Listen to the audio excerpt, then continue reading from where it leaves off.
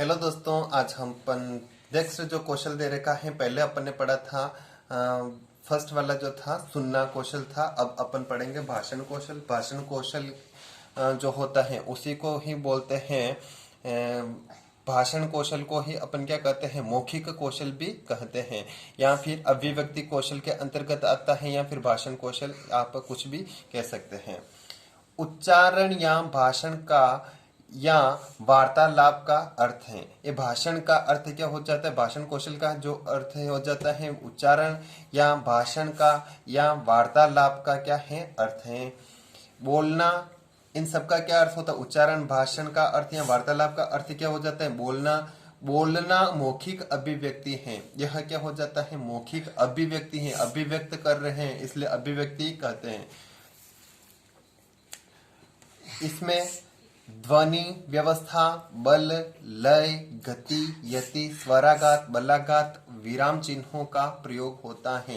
यानी आप उचित लय होना चाहिए, गति होनी चाहिए, यति होनी चाहिए, उचित बल होनी चाहिए, ध्वनि व्यवस्था अच्छी होनी चाहिए, स्वराघात अच्छा होना चाहिए, बलाघात शब्दों पर कहाँ पर बल देना है कहाँ नहीं देना है, विराम चिन्ह आदि का इसमें प्रयोग होता है, तभी अपन एक अच्छा भाषण कौशल कह सकते हैं। मनुष्य सामाजिक प्राणी है, वह अपनी आवश्यकताओं की पूर्ति समाज में रहकर ही करता है। मनुष्य सामान्य सी बात है, क्या है, एक सामाजिक प्राणी है, तो अपनी आवश्यकताओं की पूर्ति भी कहाँ एक समाज में रहकर ही करता है। समाज में रहता है तो वह भाषण का उपयोग करता है, वह उच्चारण शब्दों का उच्चारण करता है, वार्तालाप करता है, संप्रेषण करता है। परस्पर संपर्क भाषण के माध्यम से ही मनुष्य समाज के सदस्य बनते हैं। परस्पर जो होता है संपर्क होता है, भाषण के माध्यम से ही मनुष्य क्या होता है, भाषण के माध्यम से ही मनुष्य समाज के सदस्य बनते हैं। यानी बिना भाषा के आप मनुष्य को समाज का सदस्य नहीं कह सकते हैं, क्योंकि विचार वार्ता ही नहीं हो रही तो वह समाज का सदस्य नहीं बन सकता। मनुष्य उच्चारित भाषा का प्रयोग करते हुए अपने विचारों को प्रकट करते हैं। मनुष्य जो होते हैं उच्चारित जो भाषा है, उच्चारण जिस भाषा का प्रयोग करते हुए अपने विचारों जो होते हैं, अपनी भावनाएं जो होती हैं, वह दूसरों के सामने क्या करता है, प्रकट करते हैं। तब इसे मौखिक अभिव्यक्ति या भाषण कौशल कहा जाता है। तब ही उसको आप क्या कहते हैं, मौखिक अभिव्यक्ति या भाषण कौशल कहते हैं। मुख द्वारा भावों तथा विचारों की अभिव्यक्ति को मौखिक अभिव्यक्ति कहते हैं। मुख के द्वारा जो भावों या विचारों की जो अभिव्यक्ति को अब क्या कहते हैं, मौखिक अभिव्यक्ति कहते हैं। वह कैसे होनी चाहिए, मुख के द्वारा होनी चाहिए, उच्चारण के द्वारा होनी चाहिए, वरना लिखित के अंदर होती है तो वह लेखन कौशल के अंतर्गत आ जाता है, और मुख के द्वारा अगर होती है तो वह भाषण कौशल के अंतर्गत आ जाता है। बोलना अर्थ, सुनते सुनते स्वतः ही क्या होता है, बोलने लगते हैं। बच्चा जो है प्रारंभ में क्या करता है, सुनता है, सुनते सुनते सुनते वह धीरे धीरे स्वतः ही क्या करता है, बोलने लगता है। प्रारंभ में बच्चे तुतला कर अशुद्ध बोलते हैं, तुतला तुतला कर बोलते हैं बच्चे प्रारंभ में, फिर वह धीरे धीरे उसमें क्या होते हैं, शुद्धता आने लगती है। शिक्षक इस समय विद्यार्थी के साथ धैर्य पूर्वक एवं प्रोत्साहित करने का व्यवहार करते हैं। शिक्षक जो होते हैं विद्यार्थी के साथ जो कैसा करते हैं, धैर्य पूर्वक एवं प्रोत्साहित करने का व्यवहार करें। उनका धैर्य पूर्वक व्यवहार करना चाहिए शिक्षक होने के नाते, और एक प्रोत्साहित उनको मोटिवेट हो सके इस प्रकार का क्या होना चाहिए, उनका व्यवहार करना चाहिए। अशुद्ध उच्चारण को शुद्ध बनाए। बच्चा अगर अशुद्ध उच्चारण कर रहा है तो उसको क्या करना होता है, शुद्ध बनाया जाना चाहिए। नेक्स्ट बात करते हैं, तो यहाँ भाषण जो कौशल है, भाषण या बोलना जो कौशल है का अर्थ क्या है, जो समाज द्वारा स्वीकृत जिन ध्वनियों संकेतों के माध्यम से मानव अपने भावों को प्रकट करता है उसे मौखिक अभिव्यक्ति कहते हैं। जिन ध्वनियों के माध्यम से, जिन संकेतों के माध्यम से मानव अपने जो भाव हैं, विचार हैं, उस दूसरे मनुष्य के सामने प्रकट करता है या अपने समाज में प्रकट करता है तो उसे मौखिक अभिव्यक्ति कहते हैं। प्रारंभ में मनुष्य मौखिक भाषा के द्वारा ही अपने भावों और विचारों को व्यक्त करता था। अगर लेखन का जो कौशल नहीं था, लेखन कार्य नहीं होता था, तब केवल और केवल मौखिक भाषा के माध्यम से ही जो है विचारों को प्रकट करता था। प्रोफेसर रमन बिहारी लाल के अनुसार जो है मानव अपने हृदय के भावों को प्रकट करने के लिए जिस ध्वन्यात्मक संकेत साधन का प्रयोग करता है उसे उसकी मौखिक भाषा कहते हैं। अपने जो प्रोफेसर रमन बिहारी जी कहते हैं कि मनुष्य जो अपने हृदय के अंदर जो भाव हैं, विचार हैं, उनको प्रकट करने के लिए जिन ध्वन्यात्मक जो संकेत होते हैं, ध्वनि रूप में जो संकेत होते हैं, साधन होता जो उन साधन का प्रयोग करता है उसे मौखिक भाषा कहते हैं। भाषण कौशल का महत्व। भाषण कौशल का महत्व क्या है कि भाषण कौशल क्यों करवाया जाता है? मनुष्य जीवन के हर क्षेत्र में मौखिक अभिव्यक्ति से ही कार्य संपन्न होते हैं। मौन साधना को छोड़कर जीवन का कोई भी ऐसा क्षेत्र नहीं है। यानी मौन साधना को छोड़ दें तो जीवन का कोई सा भी क्षेत्र ऐसा नहीं है जहां वह भाषण का उपयोग करता न हो, जहां मौखिक अभिव्यक्ति की आवश्यकता नहीं रहती हो। नेक्स्ट बात करते हैं कि दैनिक जीवन में सहायक होते हैं। भाषण कौशल का महत्व क्या है? दैनिक जीवन में सहायक, दैनिक जो दिनचर्या है, जीवनचर्या है, समाज है, उसमें उसकी सहायक होता है। व्यावसायिक क्षेत्र में, व्यवसाय के क्षेत्र में भी भाषण कौशल का बहुत ही महत्वपूर्ण योगदान रहता है। व्यवसाय बिना भाषण कौशल के तो अपन व्यवसाय संपन्न नहीं कर सकते हैं। व्यक्तित्व के विकास का प्रतिबिंब कहा गया है। एक अच्छा वक्ता जो होता है तो उसका प्रतिबिंब यानी उसकी छवि अच्छी मानी जाती है। एक जो बुरा जो वक्ता होता है, बुरी बात करता है, उसे उसकी प्रतिबिंब जो होती है, छवि होती है, बिगड़ी हुई होती है। ज्ञानोपार्जन का महत्वपूर्ण साधन है। ज्ञानोपार्जन की बात करते हैं तो उसमें भी महत्वपूर्ण साधन माना गया है भाषण कौशल को। सामाजिक कुशलता का विकास होता है, यानी समाज में कुशलता है। सामाजिक कुशलता का विकास किसके माध्यम से हो सकता है? भाषण कौशल के द्वारा ही जो है सामाजिक कुशलता व्यक्ति में आती है।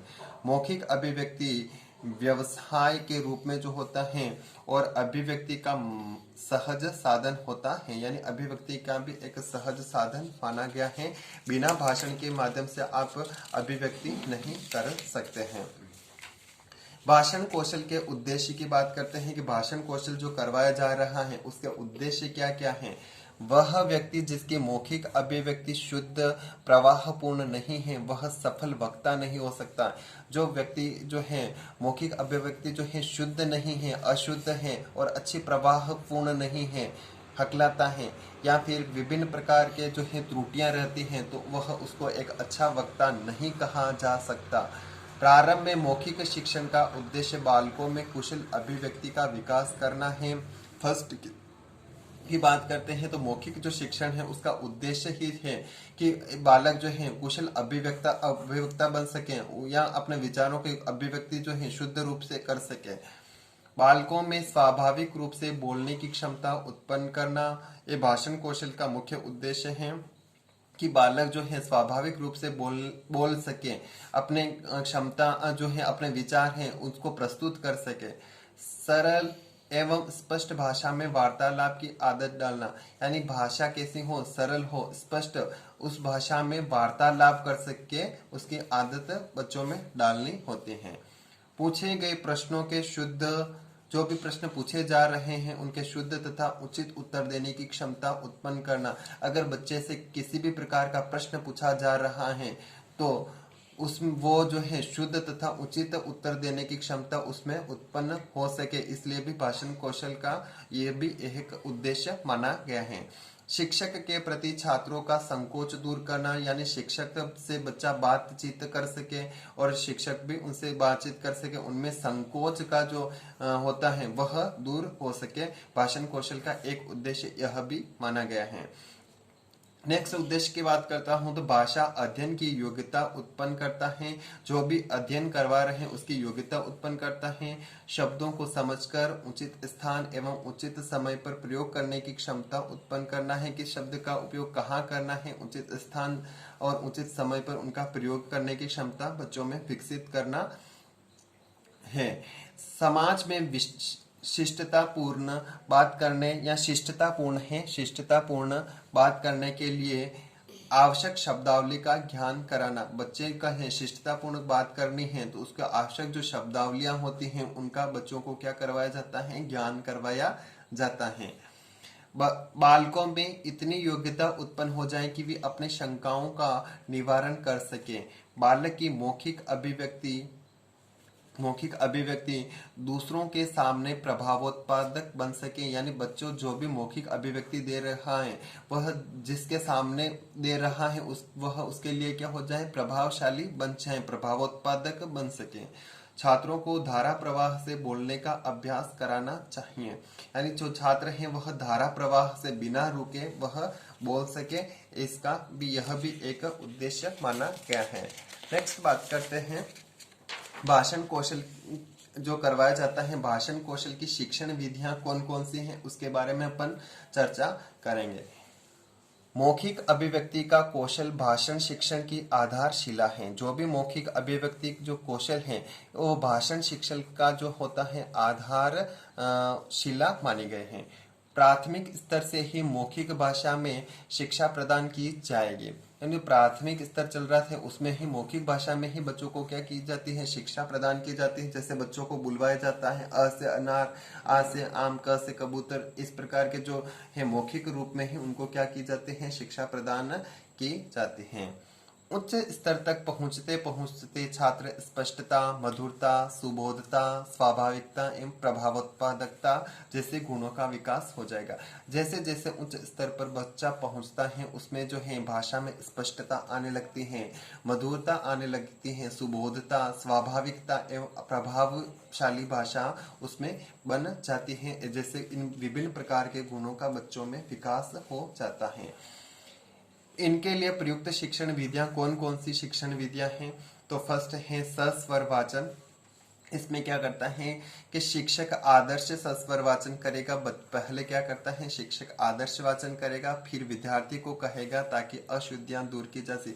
फिर बच्चे के जो है शिक्षक के साथ में बच्चा भी बोलता है ताकि वो किस प्रकार की अशुद्धियां कर रहा है उसको दूर की जा सके। ऐसे वाचन में विद्यार्थियों का आत्मविश्वास बढ़ जाता है। बच्चे की जो है शिक्षक के साथ साथ अगर वाचन कर रहा है, सस्वर वाचन कर रहा है, तो उसमें जो बच्चे में क्या होता है, आत्मविश्वास बढ़ जाता है और साथ साथ उनकी अशुद्धियां भी क्या हो जाती हैं, दूर हो जाती हैं। नेक्स्ट बात करते हैं कि प्रश्नोत्तर विधि। सामान्य विषय एवं संबंधित पाठों में विद्यार्थियों से प्रश्न पूछा जाए। जो भी सामान्य विषय हैं, बच्चे को जो पढ़ा रहे हैं उसमें बच्चों को क्या किया जाता है, प्रश्न पूछा जाता है। प्रश्न पूछा है तो सामान्य सी बात है कि वह उत्तर भी देगा, उत्तर देगा तो उसमें क्या होता है, भाषण कौशल विकसित हो सकेगा। छात्रों से पूर्ण वाक्य में ही उत्तर स्वीकार किया जाए। बच्चे को ऐसा नहीं कि अधूरा जो है उत्तर स्वीकार किया जाए, बच्चों से पूर्ण रूप से जो उत्तर है वही आप बच्चे का क्या करें, पूर्ण वाक्य के रूप में ही बच्चे का उत्तर स्वीकार करें ताकि बच्चे का क्या हो जाए, भाषण विकास, भाषण कौशल जो है विकसित हो सके, यानी अपूर्ण उत्तर को पूर्ण कराया जाए। अगर बच्चा अपूर्ण उत्तर बोल रहा है तो उसको शिक्षक का कर्तव्य होता है कि उसको पूर्ण करवाया जाए। नेक्स्ट बात करते हैं कविता पाठ होता है। कविता पाठ, छोटे बालकों को कविता याद करवाना, कविता पाठ की प्रेरणा दी जानी चाहिए। करवाकर जो है कविता पाठ की प्रेरणा दी जानी चाहिए।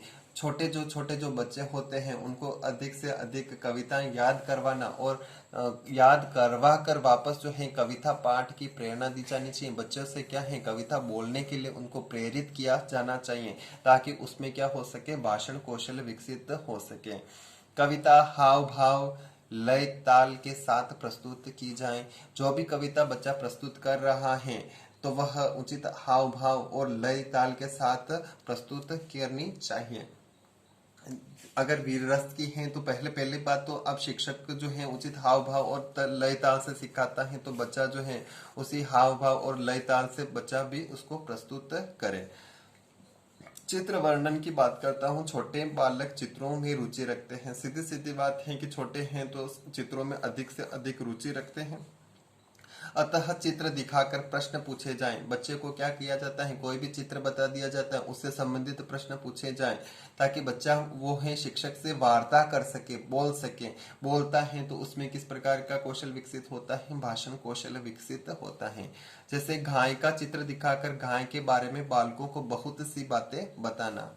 अंत्याक्षरी की बात करते हैं। अंत्याक्षरी से भी बच्चों में क्या होता है, भाषण कौशल विकसित होता है। यह प्रतियोगिता बालकों में मौखिक अभिव्यक्ति कौशल का विकास करने के लिए उपयोगी और सशक्त साधन है। यानी मौखिक अभिव्यक्ति करनी है तो अंत्याक्षरी सबसे अच्छा साधन माना गया है। यानी इस प्रकार की प्रतियोगिता में बच्चे अधिक से अधिक जो है रुचि रखते हैं। जैसे फिल्मों में के गाने के बदले में कविताएं याद करवाई जाती हैं। जरूरी नहीं फिल्मों जो गाने हैं उसी के आधार पर आप अंत्याक्षरी करवाएं। आप कवि विभिन्न प्रकार की जो कविता है याद करवा कर भी आप अंत्याक्षरी करवाई जा सकती हैं। तो उसमें जो है भाषण कौशल का विकसित होता है, बोलने का अवसर बच्चे को क्या है मिलता है। तो नेक्स्ट बात करते हैं पाठ का सार प्रस्तुतिकरण। जो है शिक्षक अगर बच्चे को पूरा का पूरा पाठ पढ़ा रहा है, पाठ पूर्ण हो जाने के बाद यानी पाठ पढ़ने के बाद विद्यार्थी से कहा जाए कि उसका सारांश रूप में वह उसके सामने प्रस्तुत करे, उससे भी उसमें भाषण कौशल विकसित हो सकेगा। यानी पाठ पढ़ने के बाद विद्यार्थी से सार प्रस्तुत करने के लिए कहा जाए। नेक्स्ट बात करते हैं कि स्वतंत्र आत्म प्रकाशन की बात करते हैं। स्वतंत्र आत्म प्रकाशन क्या होता है? शिक्षक विद्यार्थियों से समय समय पर उन अनुभवों की मौखिक व्याख्या करने के लिए अवसर प्रदान करे। शिक्षक जो है विद्यार्थियों से समय समय पर जो उनके अनुभव क्या क्या हैं उनके आधार पर मौखिक व्याख्या करने के लिए अवसर प्रदान करना चाहिए। जो भी उसके अनुभव हैं उसको भाषण देने के लिए कहा जाए, उसकी व्याख्या करने के अवसर प्रदान करने चाहिए, जिससे बच्चा स्वतंत्र आत्म प्रकाशन कर सके। इससे वह भाषण कौशल विकसित हो सकेगा। नेक्स्ट बात करते हैं कि भाषण भाषण क्या होता है। भाषण जो होता है मौखिक अभिव्यक्ति का सशक्त माध्यम कहा गया है। जो मौखिक अभिव्यक्ति होती है उसी को आप क्या कहते हैं, भाषण कहते हैं। तो मौखिक अभिव्यक्ति का सशक्त माध्यम क्या हो जाता है, भाषण है। बालकों के मानसिक स्तर के अनुकूल ही भाषण के विषय होने चाहिए। जो कि मानसिक स्तर वैसा है वैसे के उसी के अनुकूल जो है भाषण होना चाहिए। नेक्स्ट बात करते हैं नाटक मंचन जो होता है। नाटक साहित्य की रोचक एवं सशक्त विधा है। जो नाटक जो है साहित्य की रोचक एवं सशक्त विधा मानी गई है। इस नाटक को भाग लेने वाले विद्यार्थी अपने छात्रों को उचित हाव भाव उतार चढ़ाव प्रवाह के साथ प्रस्तुत करें। इसमें छात्र मौखिक अभिव्यक्ति की कई शैलियों को सीख सकते हैं। नाटक के अंदर भी मौखिक जो शैलियां हैं बहुत कुछ सीख सकते हैं। उचित हाव भाव उतार चढ़ाव, कहाँ पर कैसे बोलना है, कहाँ पर जो है कहावतों का उपयोग किया गया है या फिर कहाँ पर जो है शब्द किस प्रकार की शब्दावली का प्रयोग किया गया उसको शिक्षण मिलता है। जिससे बच्चे का क्या हो सके भाषाई जो कौशल होता है मौखिक कौशल होता है उसमें क्या होता है सुधार होता है। नेक्स्ट बात करते हैं वाद विवाद प्रतियोगिता। वाद विवाद प्रतियोगिता में यह मौखिक भाषा के विकास का सर्वोत्तम साधन माना गया है। वाद विवाद जो प्रतियोगिता होती है उसमें वाद विवाद रखे जाते हैं। किसी विषय वस्तु से संबंधित वार्ता की जाती है। पक्ष और विपक्ष इस प्रकार के, एक पक्ष में बोलता है एक विपक्ष में बोलता है। तो इसमें विचार विनिमय करके मौखिक अभिव्यक्ति करता है। बच्चा जो है अधिक से अधिक बोलने का उसको अवसर मिलता है। यह मौखिक भाषा के विकास का सर्वोत्तम साधन है।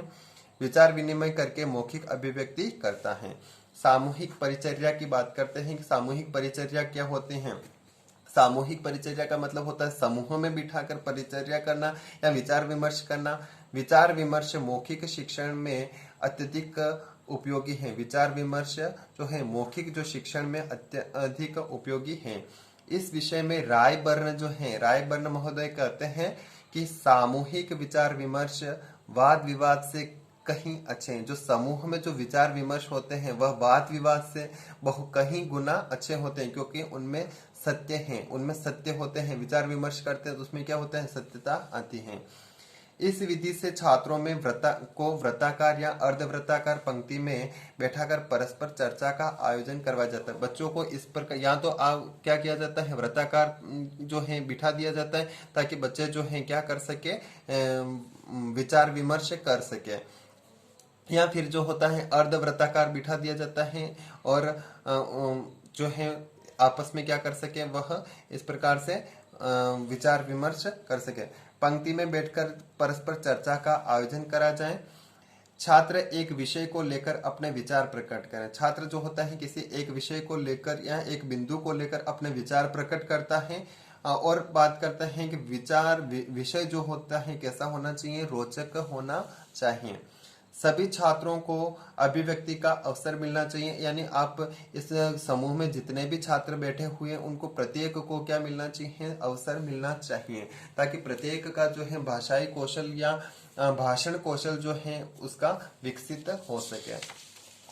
नेक्स्ट बात करते हैं वांछित अपेक्षाएं, यानी जो है बालक से ये विभिन्न प्रकार ये कौशल जो है उससे आप बच्चे में किस प्रकार का जो है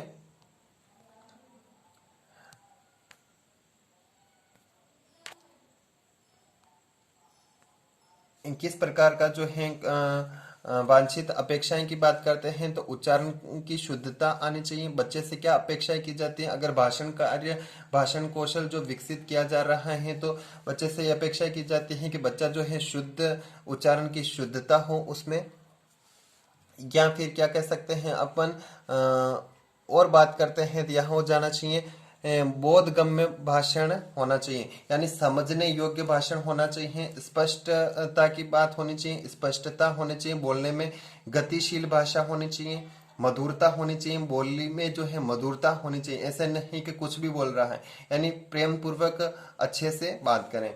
सर्वमान्य भाषा का प्रयोग करना चाहिए, जो सर्वमान्य है उस भाषा का प्रयोग करना चाहिए। ऐसा नहीं कि कुछ भी बच्चा किसी भी भाषा में बात कर रहा है।